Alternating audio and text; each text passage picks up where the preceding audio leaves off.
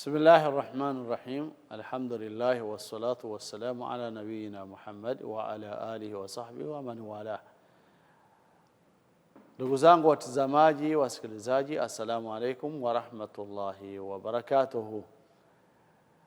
Tunamshukuru Allah subhanahu wa ta'ala kwa neema zake anazotunemesha, na tunamhimidi subhanahu wa ta'ala katika sifa zake zilizo njema zilizotimia, zina ukamilifu wowote, zina upungufu wowote, na tunamtakia rehema na amani mtume wetu Muhammad sallallahu alaihi wasallam, yeye na ali zake na maswahaba wake na wale wote watakaofuata katika mwenendo wake kufika siku ya kiyama. Tunamuomba Mwenyezi Mungu atuwezeshe, atuweke miongoni mwa hao ambao ni waja wema wamemfuata mtume Muhammad sallallahu alaihi wasallam ukweli wa kumfuata. Allahumma amin. Tunaendelea na kipindi chetu Uislamu ni dini ya kweli, na siku ya leo mazungumzo ni kwamba vipi hali yako baada ya Ramadhan, hali yangu na yako baada ya Ramadhan. Baada ya kujua Ramadhan na kujua umuhimu wa Ramadhan na kuyafanya yale tunayotakiwa fanya ndani ya Ramadhan, sasa inatupelekea kujua nini yani baada ya Ramadhan. Ndugu zangu wasikilizaji, watazamaji, mwanadamu akiwa katika amali fulani, labda ni mwanafunzi, labda ni mkulima, labda ni kiongozi katika sehemu fulani, labda ni yoyote chochote kile katika sehemu. Kama ni mwanafunzi, tulivyoanza mfano wa kwanza, akienda kusoma anakuwa nataabika sana katika kusoma, lakini kusoma kwake anakuwa anatengeneza maisha yake ya kesho baada ya kusoma. Sasa anapomaliza kusoma, tunataka tuone alivyovisoma vionekane katika uhai wake, yani afaidike na kusoma kwake na vile alivyosoma. Mkulima hivyo hivyo anatabika kwa kulima. Baada ya kulima anatakiwa apate mavuno, avune vizuri ili apate kufaidika na mavuno yake. Na mzazi hivyo hivyo anazaa watoto kwa kutabika, anawalea katika kutabika, lakini akitegemea hawa watoto watakapokomaa atafaidika nao. Sasa hivyo hivyo Mwenyezi Mungu ametuletea Ramadhani, tukitabika hali ya kumwabudu. Njaa inauma, kiu kinauma, hali inadhoofika, yani katika upande wa afya na vinginevyo. Lakini kwa nini hivi? Baada yake ni nini? Sasa Ramadhani Mwenyezi Mungu ameituwekea kama msimu wa kujitafuta na kujielewa, wa kubadilika. Wengi walikuwa hawasali kabla ya Ramadhani. Baada ya Ramadhani kuingia, watu wameanza kusali, misikiti imejaa. Sasa nini baada ya Ramadhani? Yani Ramadhani imekuja tufanye ibada, ikiondoka tuache? La wallah. Ramadhani imekuja ni wakati wa kujibadilisha sisi, kujiweka katika mwenendo ambao tutaishi baada ya Ramadhani. ni mwenendo ambao tutaishi baada ya Ramadhani. Ndugu yangu, kutokana kila mmoja ajijua mwenyewe. Mimi najifahamu kabla ya Ramadhani na najifahamu ndani ya Ramadhani, na nataka nijifahamu na baada ya Ramadhani. Sasa kazi ngumu iko baada ya Ramadhani. Ndugu yangu, dada yangu, kama Allah subhanahu wa ta'ala amekuwezesha, ulikuwa hausali, Mwenyezi Mungu amekurudisha msikitini, umeanza kusali, naomba na kuomba ndugu yangu na kujiomba nafsi yangu, usirudi tena nyuma. Anataka uendelee na kusali. Mwenyezi Mungu ameleta hii faida ya kukujuza ili utengeneze maisha yako ya mbele kama tulivyokuwa tusema.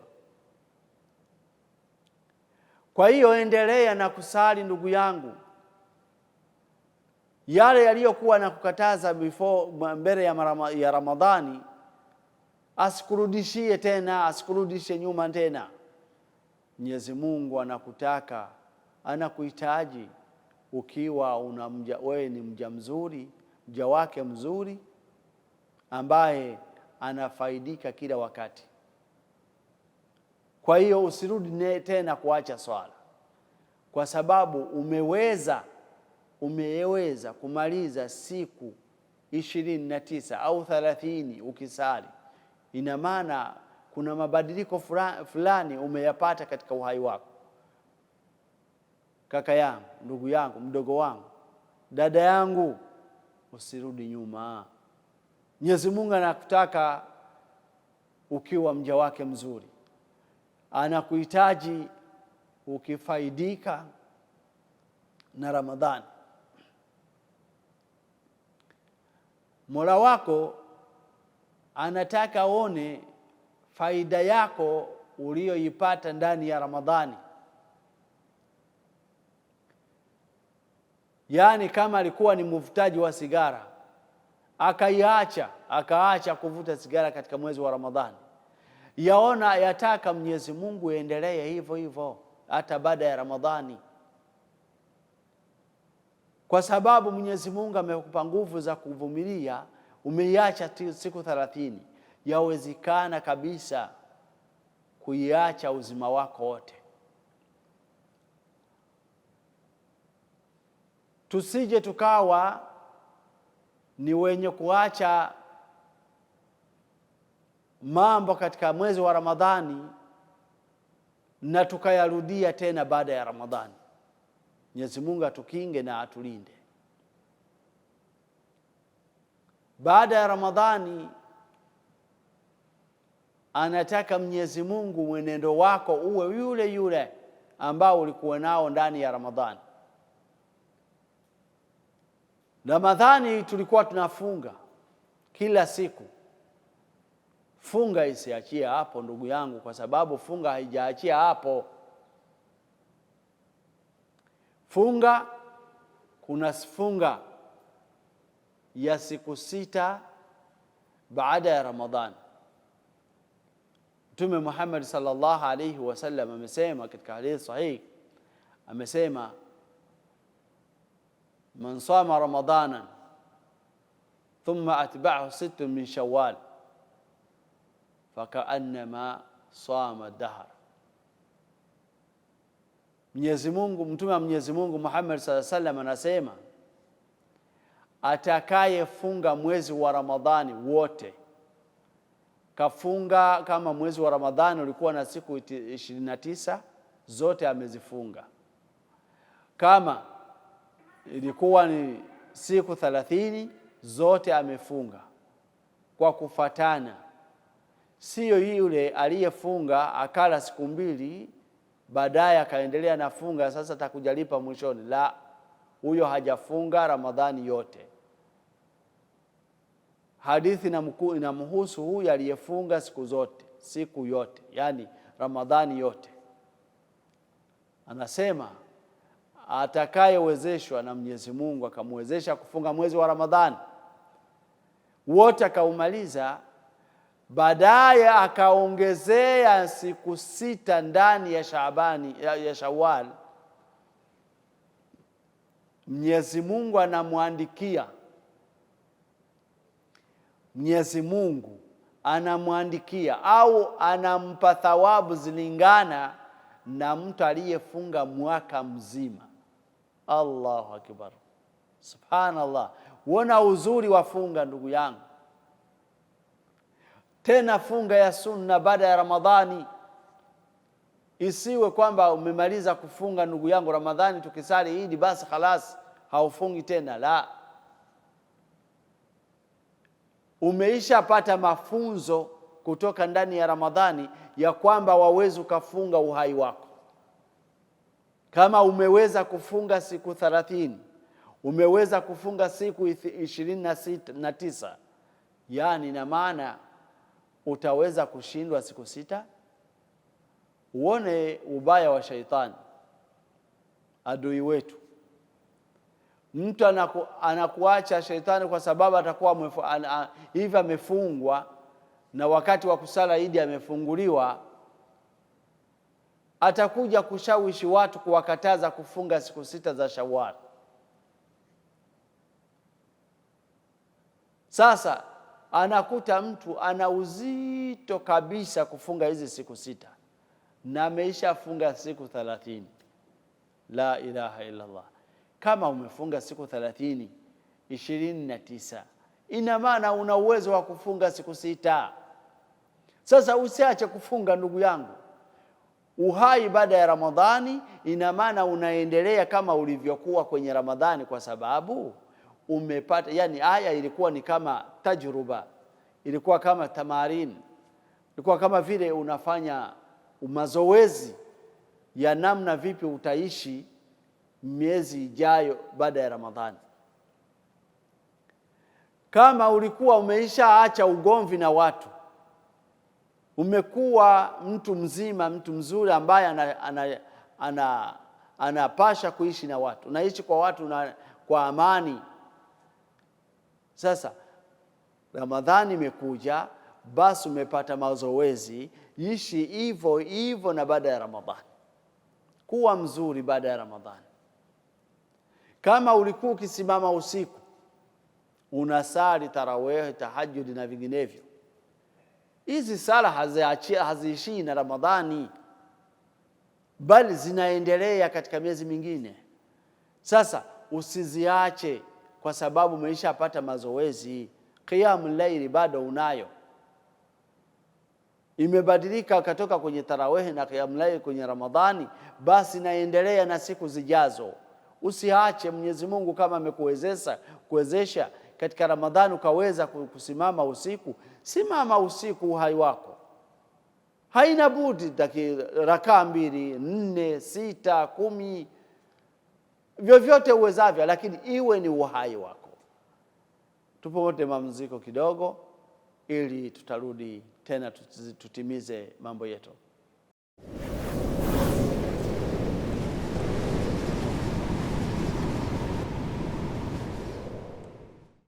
Naam, tunarudi kutoka katika mapumziko, tukiendelea katika mazungumzo yetu ya kuona vipi uhai wetu baada ya Ramadhani. Baada ya Ramadhani, ndani ya Ramadhani ulikuwa ni mwenye kutoa sadaka sana. Ndani ya Ramadhani unawapa maskini, unawalisha watu. Kwani unafikiri kwamba watu walikuwa ukiwalisha wameisha endea na Ramadhani? La, bado wapo. Na vile vile ulivyokuwa unawapa katika Ramadhani na sasa unavyo, endelea kuwa mkarimu. Ukarimu ni baraka. Endelea na kuwa mkarimu katika baada ya Ramadhani.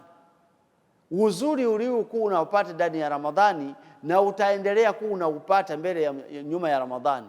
Yani Ramadhani kama vile imekuja kutubadilisha kuwa watu wazuri katika watu. Kuwa msamehevu, kuwa msaidizi, kuwa mwenye rahma, kuwa na bidii. Hebu fundisha mazuri, yaache mabaya.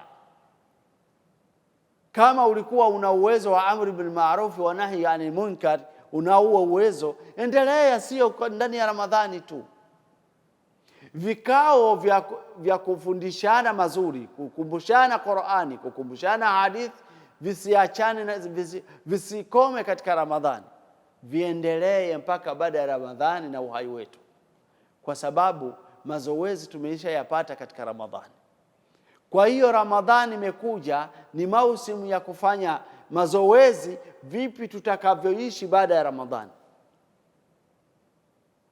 Usisahau ndugu yangu, dada yangu, katika mwezi huu wa Ramadhani ukapumbazika na shaitani ikakwambia kwamba ulivyofunga basi umetosheleza. La, inakubidi sasa upate wakati uwe unashukuru Mwenyezi Mungu kwa kukuwezesha kufunga. La pili, uwe unamuomba Mwenyezi Mungu akubali matendo yako, akubali Ramadhani yako, akubali mambo yote ulikuyofanya ndani ya Ramadhani. Kwa sababu Mtume Muhammad sallallahu alaihi wasallam na masahaba walikuwa wakimaliza miezi 6 wanaomba Mwenyezi Mungu awafikishe kwenye Ramadhani na awape uwezo wa kufunga Ramadhani na akubali kwao. Wanamaliza miezi 6 mingine ya mwaka, yani wanagawanya mwaka mara 2. Mwaka ni wa kuomba Mwenyezi Mungu kuwafikisha kwenye Ramadhani, na Mwenyezi Mungu anawafikisha Ramadhani, anawawezesha kufunga mwezi wa Ramadhani kama mimi na wewe alivyotuwezesha tukafunga mwezi huu na tukayafanya tuliyoyafanya. Tunaomba Mwenyezi Mungu atuzidishie tuwe ni wenye kufanya amali nzuri ndani ya Ramadhani. Sasa itakapomalizika ituhitaji, usije kwamba nimetosheka. La, tena chukua muda wa kumuomba Mwenyezi Mungu akubali.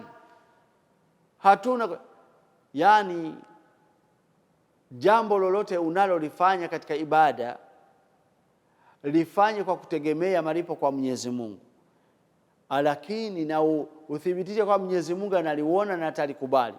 Lakini usiwe ni mwenye kutengamaa, ujue kwamba ufikiri labda Mwenyezi Mungu. La, kuwa na hofu ndani yake, kuwa na hofu ndani yake, Allah yutakabala alayhi. Huenda isikubaliwe amali yako. Lidhalik, kwa sababu hiyo ya kupelekea kumuomba Mwenyezi Mungu an yatakabala siyamak, takabala salatak, takabala yani tuwe tunamuomba Mwenyezi Mungu siku zilizobaki baada ya Ramadhani akubali matendo yetu, sadaka yako uliyoitoa, maneno yako mazuri uliyofundisha, Qur'ani ya watu, Qur'ani yako ulikuwa ukisoma na mingineyo umetekeleza. Mwenyezi Mungu anataka wewe uwe ni mwenye kumuomba ili akubali mambo yako, akubali Ramadhani yako, akubali matendo uliyoyatenda. Usije ukasahau, usije ukachezea jambo kubwa sana. Sasa baada ya Ramadhani maisha yanaendelea ya kumwabudu Mwenyezi Mungu. Kwa hiyo kwenye Ramadhani tumepata mazoezi, tukayaona kwamba mwili wetu unaweza kuvumilia njaa. Sasa usisahau kufunga siku ya Jumatatu, usisahau kuwa unafunga siku ya Alhamisi. Alikuwa Mtume Muhammad sallallahu alaihi wasallam akifunga siku ya Jumatatu na siku ya Alhamisi. Alikuwa akifunga siku 3 kila mwezi, 3 ayyam min kulli shahr, siku 3 kwa kila mwezi. Usiziache. Ramadhani imekupa mazoezi, umefunga siku 30 mtatalia, siku yani zinazofuatana 30, 29 zinazofuatana. Je, utashindwa kufunga siku 3 katika mwezi wa Ramadhani? Baada ya Ramadhani siku 3 kila mwezi.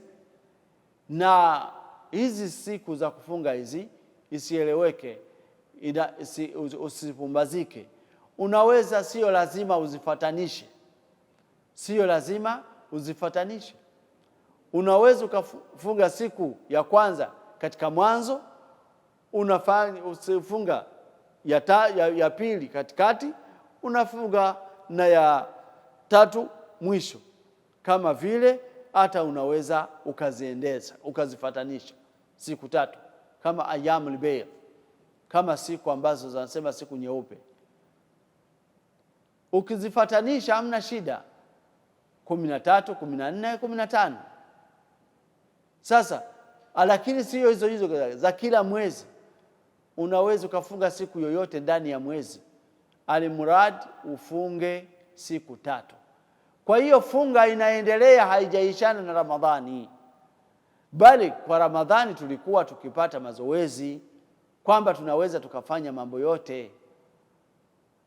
Kama ulikuwa unasimama usiku kwenye tarawih, unasimama rakaa 11, simama rakaa 23, vyovyote vile ulikuwa unasimama, ina maana unaweza kusimama hata zaidi ya hiyo katika siku zingine.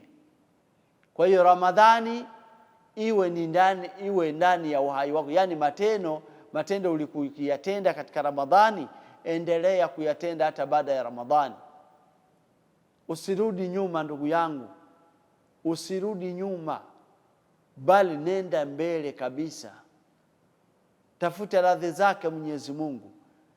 Alichokuwezesha Mwenyezi Mungu kuchiacha katika mwezi wa Ramadhani ambacho hakiruhusiwi, acha kabisa katika uhai wako. Na rudia sana sigara, kwa sababu sigara imekuwa ni kama vile chakula, kwamba mtu ni kama vile wali. La, hairuhusiwi ndugu yangu. Usiharibu nafsi yako, usijiletee maradhi ambayo huyajui. Kwa hiyo Mwenyezi Mungu anakutaka wewe uko salama wa afya, uwe ni salama wa afya. Sasa acha kuvuta ndugu yangu, uvutaji ubaya. Mwenyezi Mungu hataki uiharibu nafsi yako. Mwenyezi Mungu hakutaki wewe yani afya yako uiharibu. La, anakutaka na afya nzuri, akili yako iwe nzuri, cheo chako, afya yako uwe mzuri. Haya yote umeyatoa kwenye Ramadhani. Haya yote unayo ndani ya Ramadhani. Hebu tizama ndani ya Ramadhani ulivyokuwa ukiishi. Kijana mzuri, dada mzuri. Hebu dada ambayo hauvai vizuri kama Uislamu unavyoamrisha. Ndani ya Ramadhani tunakuona umekaa hadi ukafunga hata ushungi. Allah, ndugu yangu, dada yangu, usirudi nyuma tena kukaa uchi. Usirudi tena kuvaa masuruali na tisheti. La, basi vaa buibui kama ulivyokuwa unavaa. Hiyo ndiyo Mwenyezi Mungu amekuchagulia. Itakupa heshima wewe dada yangu. Heshima yako iko ukivaa Kiislamu, ukivaa kama Mwenyezi Mungu alivyokuamrisha. Yani hali hii uliyokuwa ukivaa ndani ya Ramadhani usije ukatoa wala ukibadilika. La, endelea hivyo kama ulivyoweza kwenye Ramadhani, basi utaweza siku zijayo baada ya Ramadhani. Na usisahau kumuomba Mwenyezi Mungu kama ninavyokuambia. Usisahau kumuomba Allah kwamba ewe Mola wangu, na kuomba nifikishe, ni thabiti kwenye imani, niweke nguvu niweze kuwa ninayaacha yale ambayo huyataki, unipe nguvu za kufanya yale ambayo unayataka, yale ambayo unayapenda. Kwa hiyo Uislamu au Muislamu anakuwa Muislamu mzuri ndani ya Ramadhani, anazidi kuwa Muislamu mzuri baada ya Ramadhani. Baada ya Ramadhani, kwa sababu ameishapata kila njia za kujikinga, amepata kila njia za kutengeneza, amepata kila njia za kujiepusha na mambo mengine, mambo ambayo sio mazuri. Kwa hiyo ndugu zangu, tumuombe sana Allah Jalla wa Ala atuwezeshe kuwa ni Waislamu ndani ya Ramadhani, atuwezeshe kuwa ni Waislamu baada ya Ramadhani, atuwezeshe kuwa ni Waislamu wazuri baada ya Ramadhani, kwa sababu hapo kuna muhimu. Baada ya Ramadhani kuna umuhimu, ndugu yangu. Mwenyezi Mungu anakutizama tu, anataka uone utakuwaje katika baada ya Ramadhani. Je, ulikuwa unamwabudu Ramadhani au ulikuwa unamwabudu Mwenyezi Mungu? Kwa sababu aliyekuwa anaabudu Ramadhani inaondoka, lakini Mwenyezi Mungu yule yule yuko pale pale, habadiliki wala haondoki. Kwa hiyo kama ulikuwa ukimwabudu Mwenyezi Mungu vilivyo ndani ya Ramadhani, basi usije ukaacha baada ya Ramadhani, kwa sababu Mungu wako bado yupo, ni yule yule. Ukiacha basi itakuwa Ramadhani ni Mungu wako, na kama itakuwa hivyo, Mungu atakuwa huyo mtu atakuwa hivyo, basi Muislamu wa Ramadhani atakuwa ni mushrik, anamshirikisha Mwenyezi Mungu na Ramadhani na kiumbe chake Ramadhani. Si vizuri ndugu yangu, hata kidogo. Inatakiwa mimi na wewe tushikamane vizuri na tuende sambamba kama tulivyo ndani ya Ramadhani. Hata Ramadhani kiondoka, tuendelee kuwa Waislamu wazuri, kwa sababu Mwenyezi Mungu anataka tuilinde Uislamu kuanzia mwanzo mpaka mwisho. Anasema Allah subhanahu wa ta'ala kwa kutuambia, wala tamutunna illa wa antum muslimun, msije mkajiwa na kifo, msije mkaiondoka dunia isipokuwa muje mko Waislamu wazuri.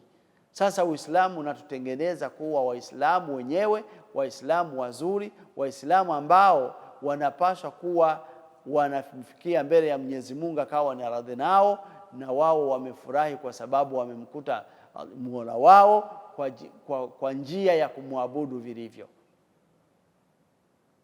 Sasa